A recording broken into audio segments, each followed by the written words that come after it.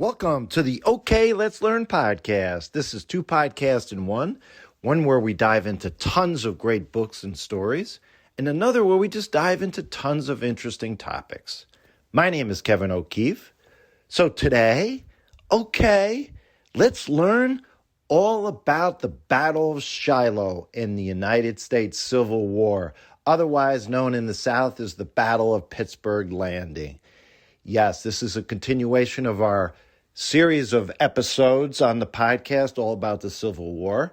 And backing up, you want to go back to some of our previous episodes before the Civil War, Abraham Lincoln, and then we talked about the real first battle, the first battle of Bull Run, Manassas, the Battle of Manassas. Again, each of the Civil War battles have different names. This came as a result of the first shots fired at the Battle of Fort Sumter in South Carolina. But here we are now, Manassas, the first Battle of Bull Run. That was end of July of 1861. And now we go forward to the Battle of Shiloh, April 6th and 7th in 1862. Now, this is 9 months later. You're probably thinking, what is going on? Well, the chaos of Bull Run was all about inexperienced officers, inexperienced soldiers on both sides. And because the Confederacy won this first battle, Irvin McDowell, the leader of the North, was replaced. Not only was this a complete debacle as far as Abraham Lincoln was concerned, but they needed to get their army straight. So he brought in this general by the name of George McClellan, and he built up this huge army of the Potomac into this really well-tuned, powerful force. But he hesitated. He trained, he planned, he prepared, but he didn't move. Nothing happened. So most of the action in the Civil War now moves to the west. You may be thinking, what is going on here? Well, there was a plan. Winfield Scott, the commanding officer of the Army at the time, a close confidant of President Lincoln, Scott had had an impeccable career, 50 years at this point, and now he's at the end of his career as the Civil War is gearing up, and his plan was known as the Anaconda Plan, this snake. The idea was to squeeze the South, and if you take a picture of the United States, it's like the head is up the top of the Mississippi River, and it goes down the Mississippi River all the way around the Gulf of Mexico, up the coast from Florida to New England. And slowly but surely, what would this snake do? It would start the squeeze by blocking all the southern ports and take control of all the great rivers, especially the Mississippi. If the Union could control these waterways, they could split the Confederacy in two. Now, when I say that, you got to look at the map. You had Arkansas, you had Louisiana, and you had Texas that are west of the Mississippi River. These were Confederate states. This is how you're going to break the Confederacy into two. You will not be able to have reinforcements and men go from this part of the country into the Deep South because you're literally creating a fence. So the Union needed to get to the Mississippi. They go to Tennessee. Tennessee is north of the Deep South, north of Mississippi, Alabama, Georgia. They end up moving into southwest Tennessee, right along the Tennessee River and the Cumberland River. Now, again, the rivers control movement of goods and people. Down with the steamboats. The railroads are in this area as well. They control the movement of people and supplies as well. You've got both rivers and the railroads, and right there, just south of this area in Tennessee, is place called Corinth, Mississippi. There are huge railroad junctions going east and west and north and south. This was the strategic location that the Northern Army found itself in. Why? Again, about strangling and getting the South to capitulate and hopefully ending this war. If you control the West, like I said, you're breaking the South into two. And this was the strategy. Since nothing is happening out in the East, let's eliminate the ability for the South to actually function and be a reality out West.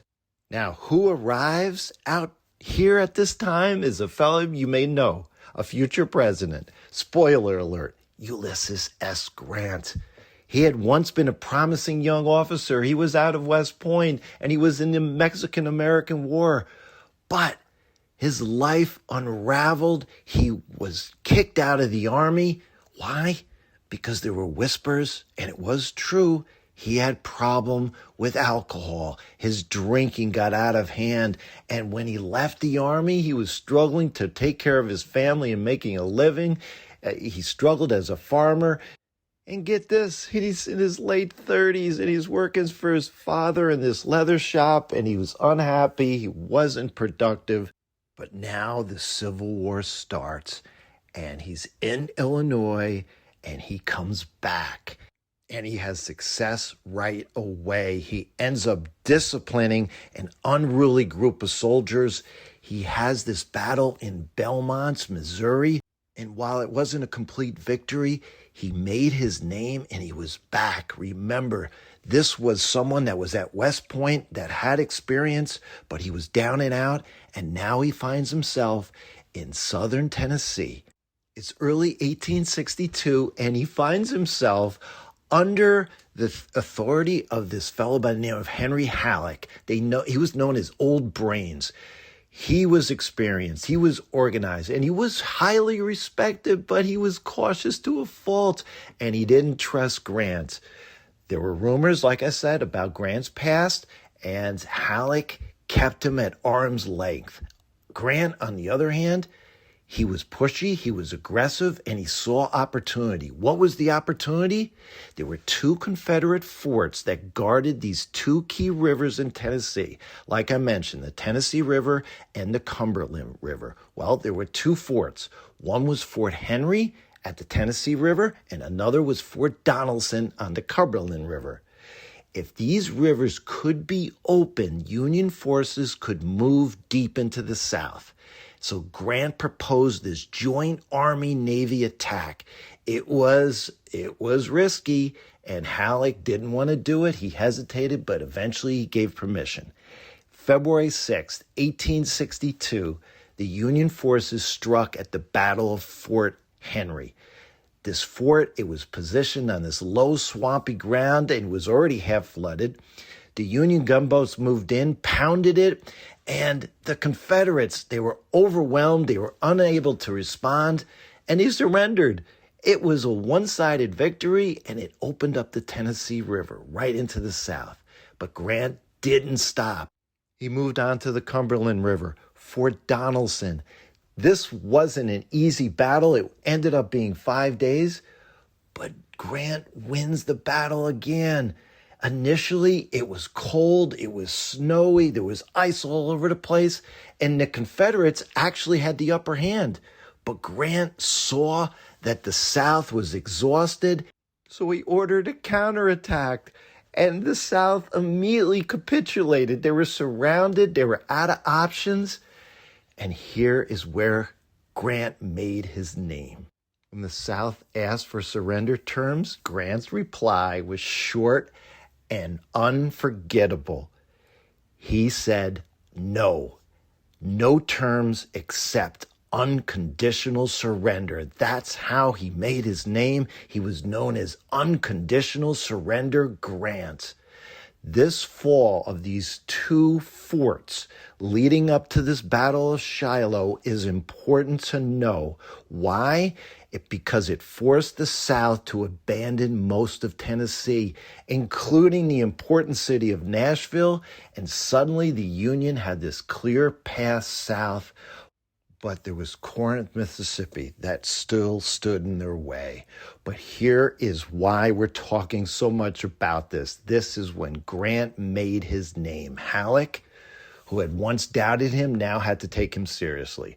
He wasn't happy with him, but even though the relationship was tense, Grant proved something that Lincoln was after. He could act decisively, and he could win, which is not what was happening out east. So what happens next? As I mentioned, Corinth, Mississippi becomes the next place that the North needs, and this is where the South ends up retreating to, this key railroad junction. Grant, he moved his army to this place called Pittsburg Landing. It was near this small, unassuming little church called Shiloh, the Shiloh Church. Now it's late March 1862. They are literally encamped with the church to the west and their back to the Tennessee River to the east. This is where they are staging, they are practicing, but they're not creating defensive fortifications. They are not expecting any problems, any battles. They're the aggressor. This is what Grant is thinking. They're just getting ready and training to go south to Corinth where the Confederates are. But the Confederates had other ideas.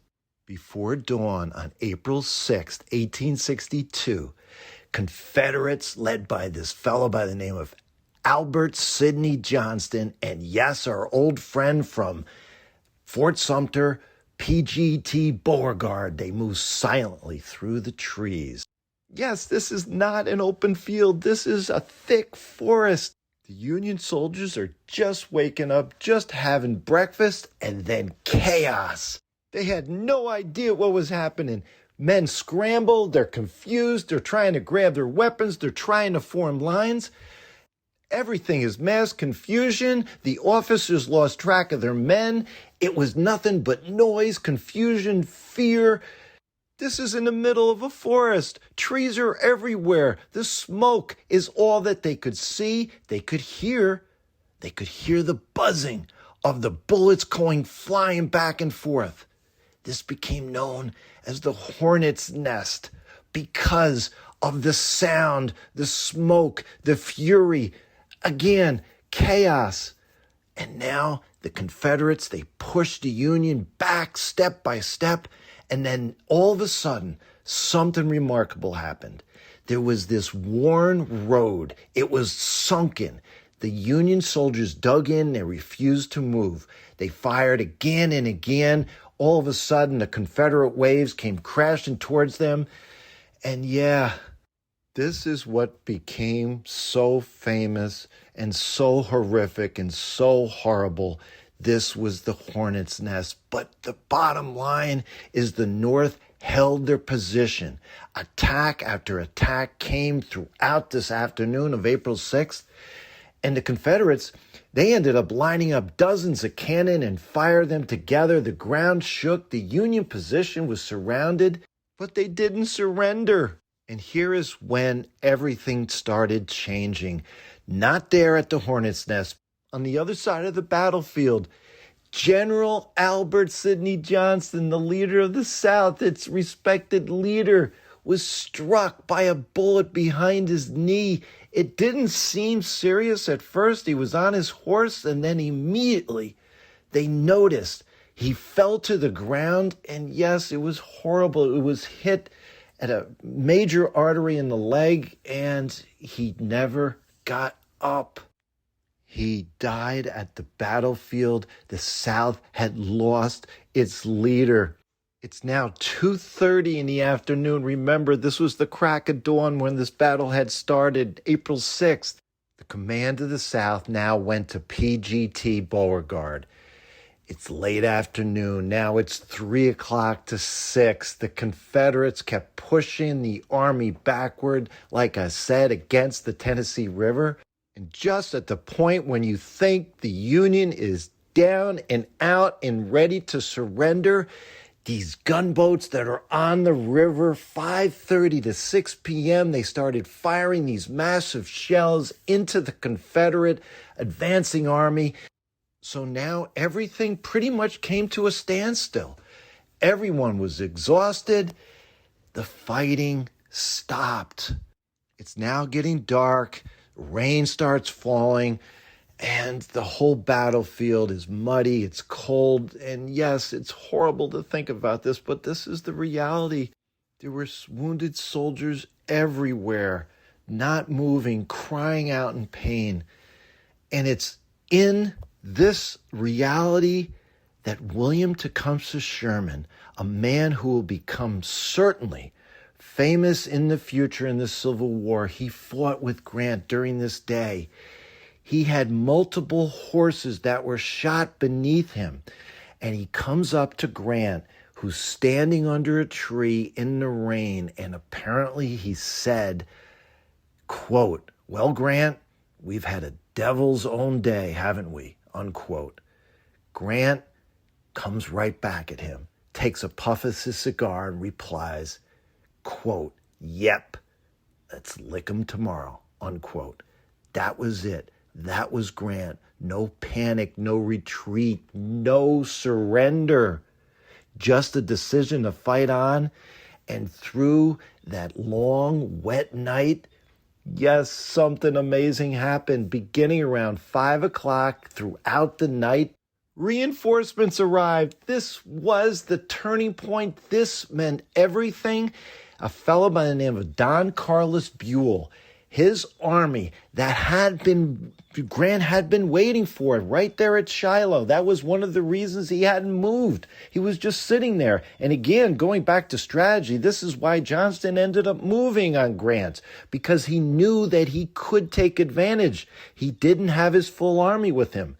Buell ends up coming in waves, brigades after brigades, through the darkness, through the rain, by midnight. And this is the most important moment in the battle to understand. 15 to 20,000 fresh troops arrive to help the North, support the North, and this made all the difference. Now, the South had another contingent under the command of Lew Wallace that arrived as well, but there was only 5,000. Right? You're talking triple the amount of fresh troops that arrive on the scene on April 7th. You're talking about now upwards of 60,000 on the Union side, and half of that with the Confederates. This was the turning point. So now it's the next morning, 6 a.m., and the Confederates had no clue. The North moved forward. They reclaimed the ground that they lost the day before. The Confederates, they resisted, but their attacks, they weren't as effective. By the early afternoon, 2 p.m., it became clear. The tide had turned. Beauregard made the decision to withdraw. His army began retreating back to Corinth. The army had held the land. What began as a surprise attack that almost destroyed Grant's army ended with a Union victory. Why? Because of the stubborn resistance, the nighttime reinforcements, and it was all about Grant, who refused to give up. But in the aftermath of the battle, there were criticisms, and it came primarily from Halleck and a lot of politicians and a lot of people out back in the East that said, no, Grant should have never been in this position. He should have never been surprised. He hadn't prepared any defenses. He lost nearly his entire army. People wanted him gone, but Lincoln saw something that the others didn't.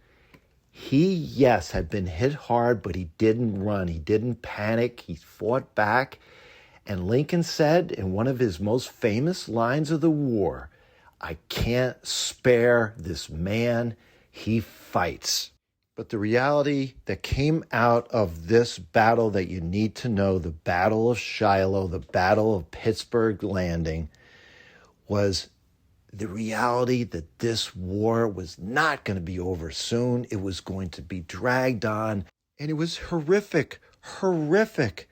Listen to this horrible fact. Over 2 days, one battle, there were more casualties, 23,000 total, than any war leading up to this. This goes back to the French and Indian War, the American Revolution, the War of 1812, the Mexican-American War.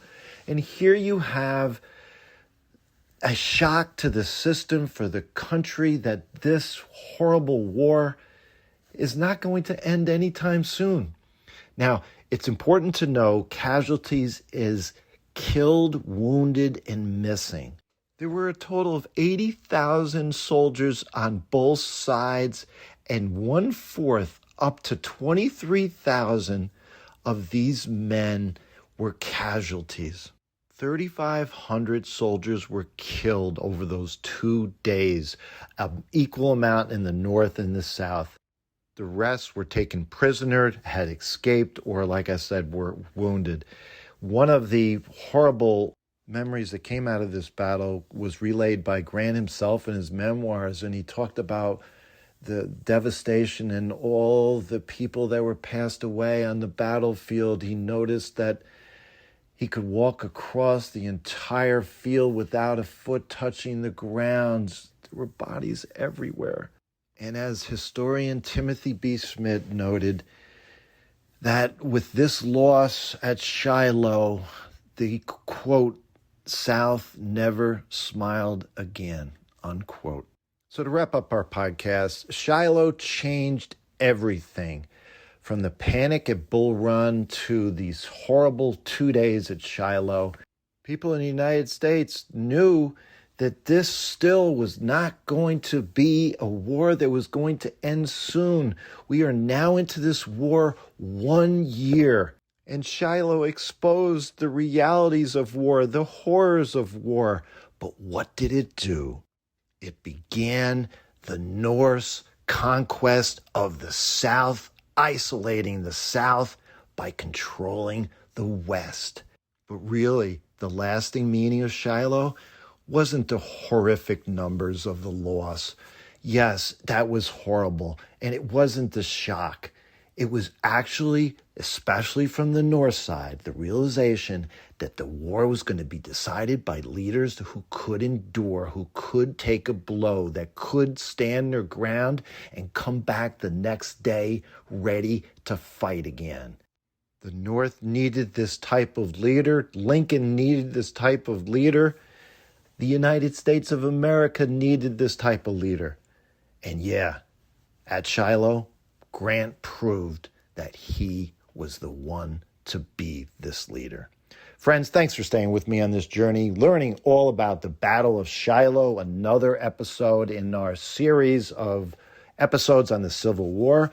We have an Facebook group called OK Let's Learn. We are on YouTube, so subscribe, follow, hit that bell to get notifications of future episodes. Always appreciate the feedback. My email is kevmok21@gmail.com. So until next time, have fun and keep learning.